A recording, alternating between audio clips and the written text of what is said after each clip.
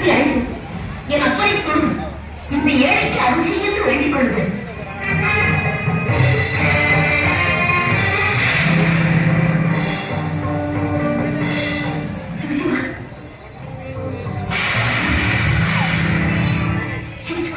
இது என்ன சோதனை?